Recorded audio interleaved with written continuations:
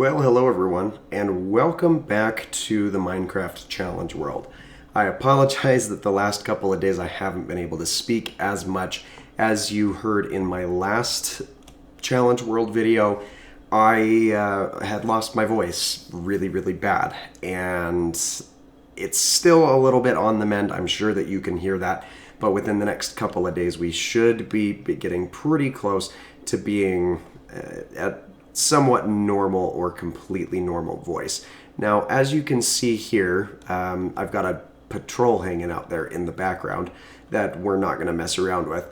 But I have laid out a little field back behind the house where we can start collecting up some of our copper as it weathers, as well as waxing it with the goods off of the bee farm that's there in the background just over the top of that patrol, which is actually very successful, and I'm really happy with the way that that is working for us. But in between episodes, I actually found one of the rarest structures in all of Minecraft, and I have never ever found one of these, and you're gonna have to let me know down in the comments if you found any of these structures naturally generating in the world as well.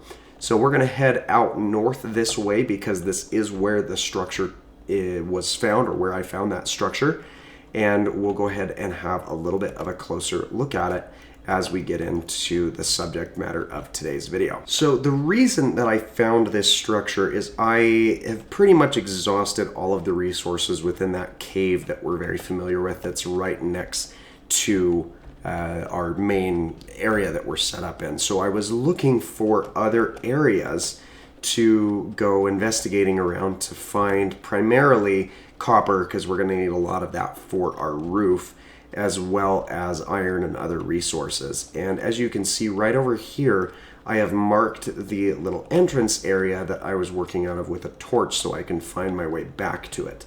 Now this is probably going to give you an idea of what structure I'm talking about, because it did generate underground, and I haven't mined out the remainder of these blocks making our way down to kind of the base of this ravine. But if we go down this little hallway on our left after taking out this creeper, then we'll be getting closer to where it is. I was just kind of making my way through, looking around, scanning the surrounding area for some of these goods. Where am I getting shot from? There you are.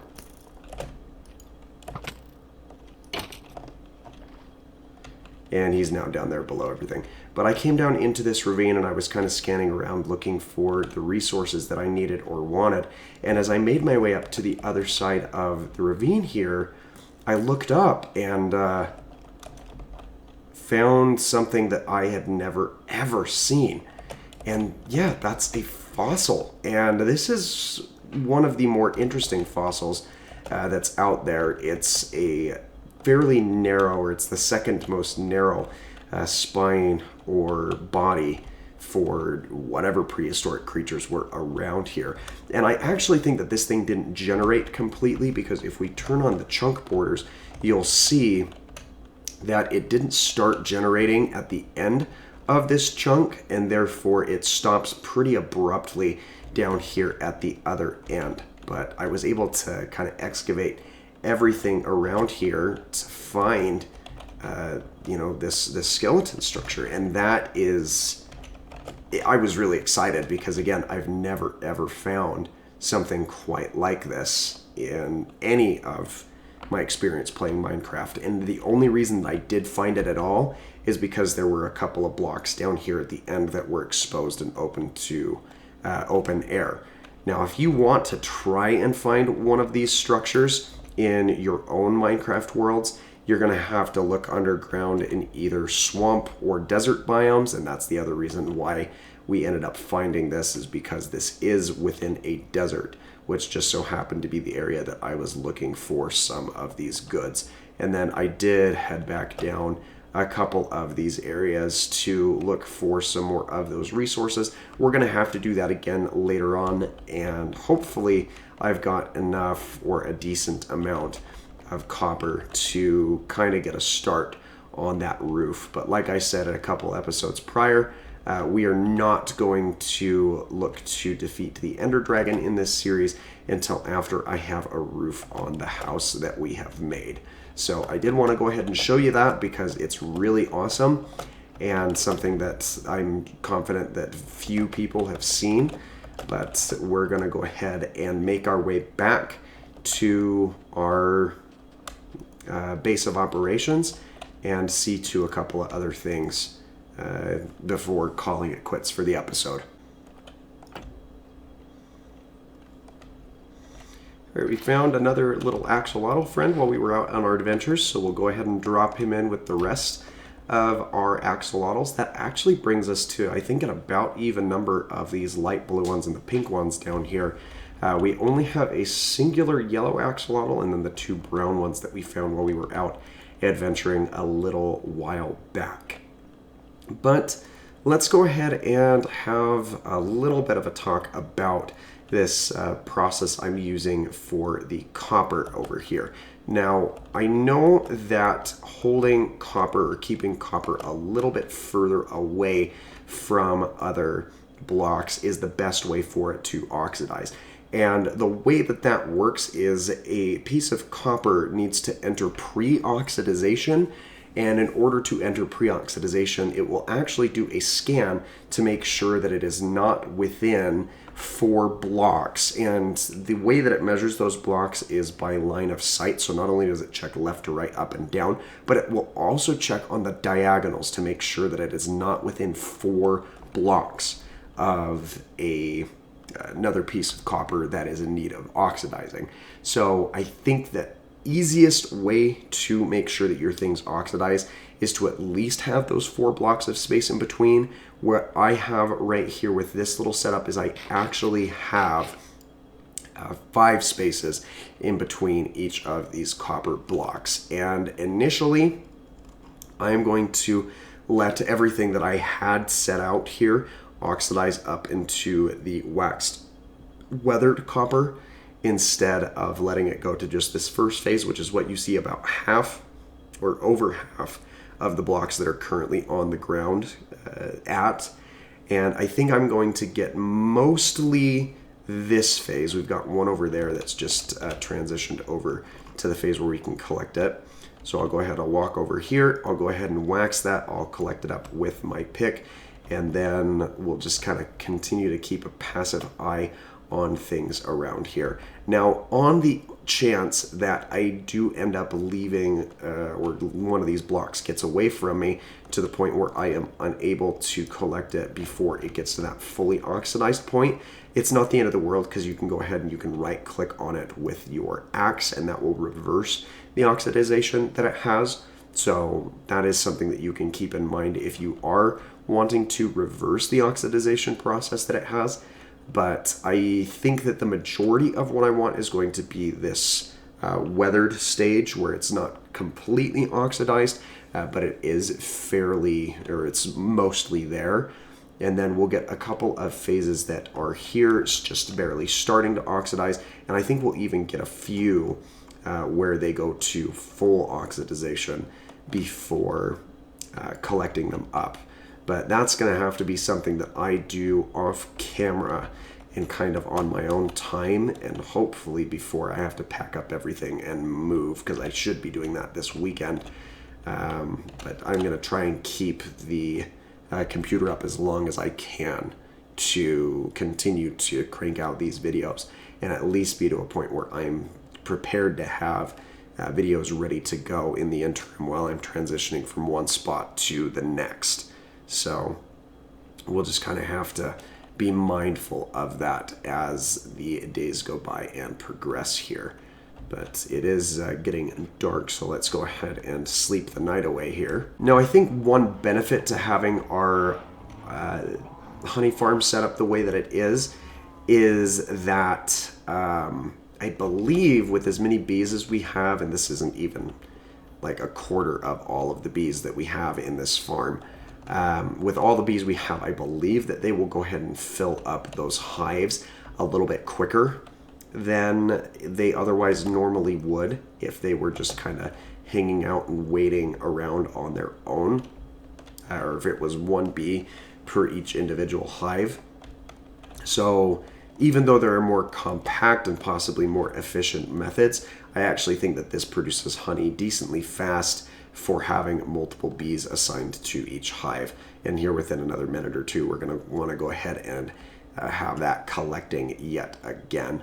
And I'm going to have to keep a bit of a pendant and watchful eye over this area to make sure that I don't accidentally let things go too far past the oxidization stage that I want them at.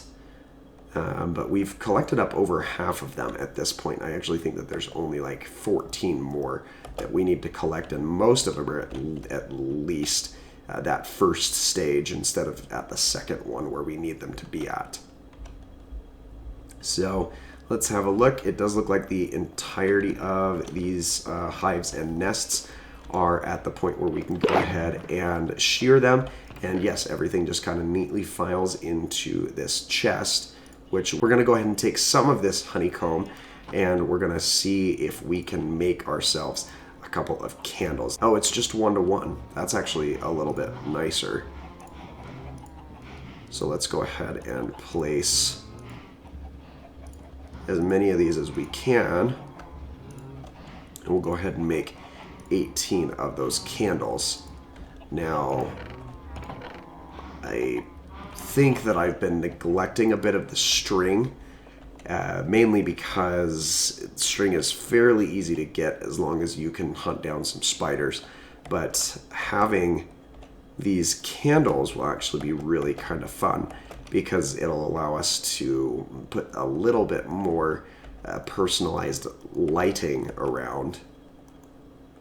And I actually think that one of the things I will want to do is let's go ahead and come downstairs to our copper reserves. And most of the copper I've crafted up into actual blocks, but I want to make, let's actually make 3 lightning rods, because I will want to put one on the top of my house, but I'll want to make 2 additional lightning rods, because I've seen a really cool trick that I want to use here. So if we take our ingots and we make some lightning rods, we can then bring them over here. And what we'll want to do is let's break out our cobblestone. We can put our axe away because I don't think that we need that. We'll dig up this block, and then we'll go ahead and place these lightning rods on either side of my front door, like so. And I've intentionally placed them upside down.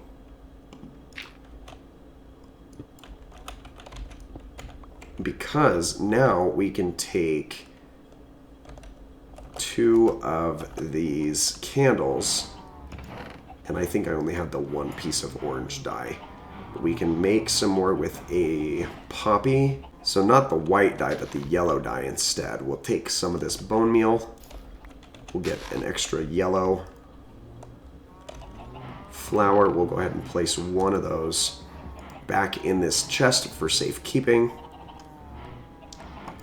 Then we'll turn this into the yellow dye and mix that with our red in order to make the orange. That's what I was missing. Then we'll take 2 of these to make 2 orange candles. And then if we bring these orange candles back over to our lightning rods, we place them right on the top.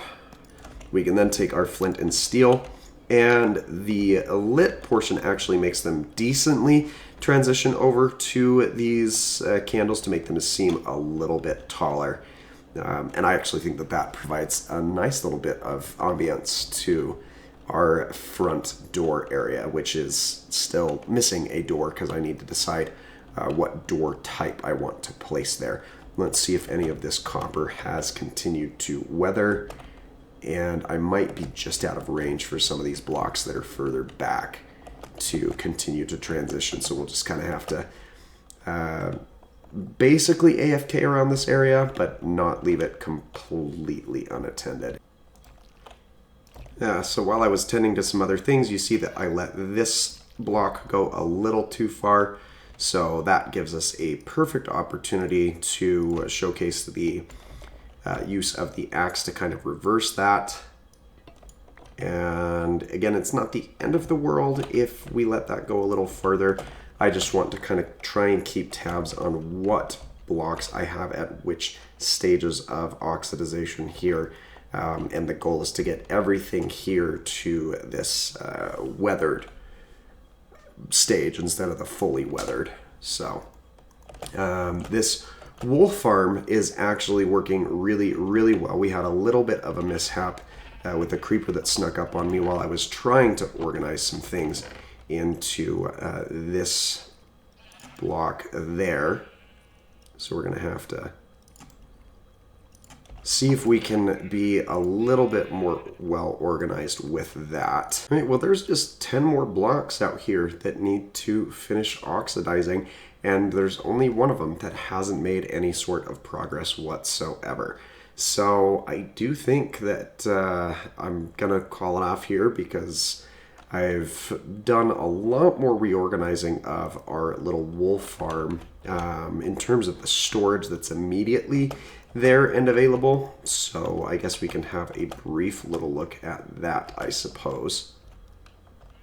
Where I've just got some larger storage chests over here that I can siphon things over to manually as they continue to grow. The only other thing that I know that I'm going to want to do is replace those two little stone blocks that got blown away by the creeper, and really I think that is about all that I have to showcase for today. And hopefully I'll be able to put in enough off-camera work to the point where I can actually get started on the roof in our next episode. So if you enjoyed today's video, make sure that you leave a like on it. Don't forget to subscribe for that daily variety content. I haven't been able to give that reminder the last couple of days with the way that my voice has been. But hopefully you're enjoying what you're seeing enough to stick around and see what other antics we get up to. But I do want to thank you for your time, and I hope that you have an absolutely fantastic rest of your day. Bye-bye, everyone.